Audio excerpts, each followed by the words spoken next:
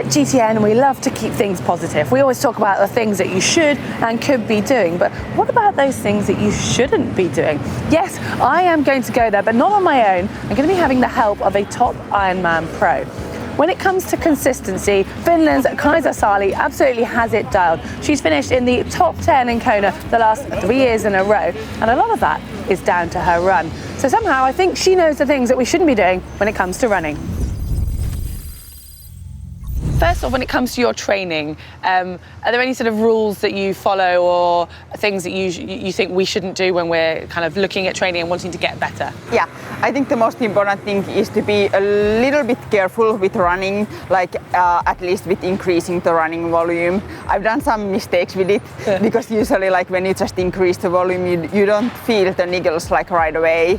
And last year I actually remember one post I did put in Facebook like, woohoo, I did my personal best with the volume. I did run in 10 days 100 miles, which is like a huge amount to me. Yeah. And then like a week after I started to have quite a bad nickel, so it's good to stick with the 10% rule and just to increase the running volume like carefully if you want to do that.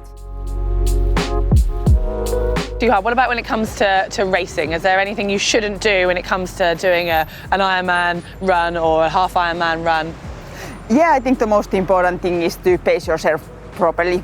Like I like to start like pretty fast anyway, and go like with my heart and not follow so much about any watch or anything. But anyway, like you should keep like a bit calm in the beginning of the run. Like for me at least it's usually so that right after you hop off the bike you feel a bit stiff for like maybe 500 meters or so, but then you are like suddenly like flying, like woohoo, this is like awesome. And at least for me it's really easy to go too fast at that point, and then after 5Ks or so you realize that oh no, it's still like 35 Ks to go. So that's the pace where you should that's just when it's too late yourself. Yeah. It's a long 35K then, it is, yeah.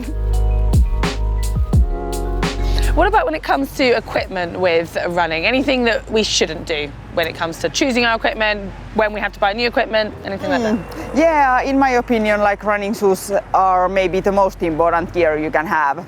And you really should take time to find the best pair for your stride and for different like training sessions. I use a couple of different brands and different shoes for different basic training sessions. Right. And I really find it useful for avoiding the injuries and stuff like that. So it's like really important to use time to find the perfect pair. So do you put a lighter shoe on for your faster work then? Is that what yeah, usually I do use like my racing shoe on at the end part of my faster work, not necessarily even for the whole session. So you change within the session? Yeah, okay. Yeah, I like to do that as well. If I have like more reps to do, like 20 Ks or so, I maybe use the racing pair for like 5 or 10 Ks.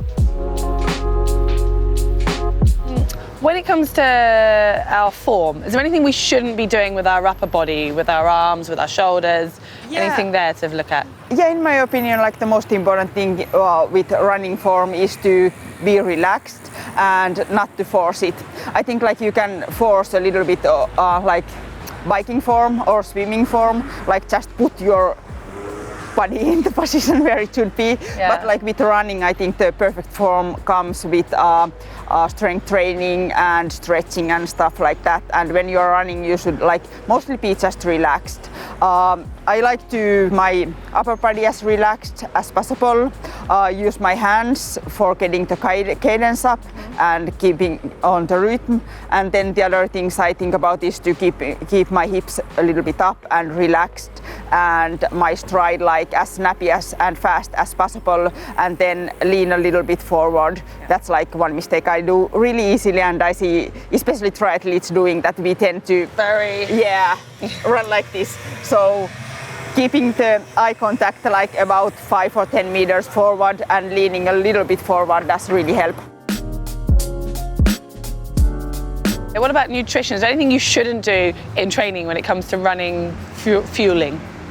Yeah, I think like it's really important to practice your race nutrition when you are doing your training runs. That's at least one rule. And of course, like not try to overeat while you are running or before that. It's really important. Yeah. But anyway, like at least when the big races are coming, I like to use just the exact gels and sports drinks that I will be using in racing, also in the most important training sessions. So that's important as well. Very cool. Anything else that we shouldn't do that I haven't asked you? Yeah, I think I could show still like one tip for using your hands while you are running. You may test it. So this tells pretty much about like how much the hands do affect your stride cadence and stuff like that. You might first try to run with the really slow step and just. So I have to do this now. Take your So what are we trying to do here? Now, when you increase your hand cadence, try still to keep that slow step. Okay, how to look special in the morning. Yeah, pretty difficult. Then if you do it like otherwise, you can start like with a really high cadence and then use your hands like this.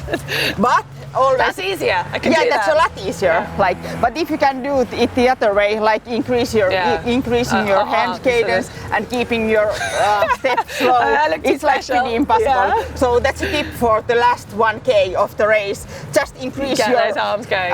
Get your arms going, and your legs will follow. Maybe if you're lucky. You hope. Yeah, fingers crossed. Yeah. Well, thank you to Kaisa for sharing those should nots, but also being so positive and giving us a few shoulds in there. Now I'm just going to add one more, which I think Kaisa was probably a little bit too polite to mention, but that is make sure you wash your running kit. You should not put your running kit in your bag after a session and then bring it out the next day, because it's just not fair on your fellow runners.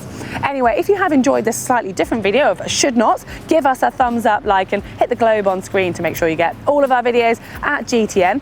And whilst we're on the topic of running, if you want to know more about heel foot, midfoot and forefoot strike, you can find that video just down here. And if you want to find out a little bit more about Kaisa and the bike she rides, you can find her pro bike video just here.